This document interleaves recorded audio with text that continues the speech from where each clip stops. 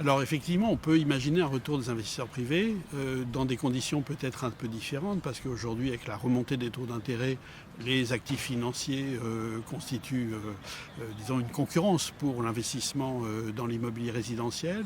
Il y a pourtant un certain nombre d'atouts dans l'immobilier résidentiel. L'un de ces atouts pourrait être d'ailleurs justement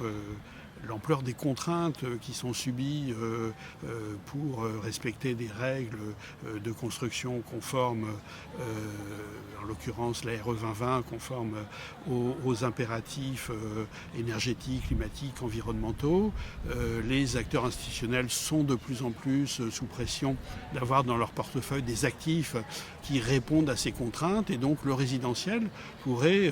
être précisément un actif qui réponde à ces obligations d'avoir des investissements qui soient conformes aux critères qui sont posés par l'Union européenne pour 2030 puis 2050. Donc il y a cet élément-là. L'autre élément, c'est qu'après la baisse des prix de l'immobilier qu'on est en train de connaître, qui est limitée mais néanmoins sensible, la situation de rentabilité des actifs et de rentabilité en tenant compte d'un prix de vente final devrait être à nouveau un peu plus favorable. Donc je pense qu'il y a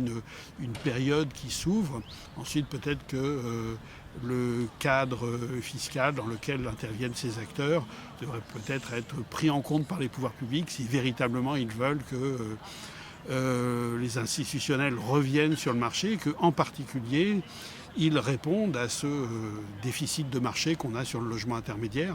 où là effectivement on pourrait faire d'une pierre deux coups, remplacer les bailleurs privés personnes physiques d'un côté et de l'autre côté répondre à l'un des gros déficits en matière de logement qu'on connaît aujourd'hui, c'est-à-dire le logement intermédiaire.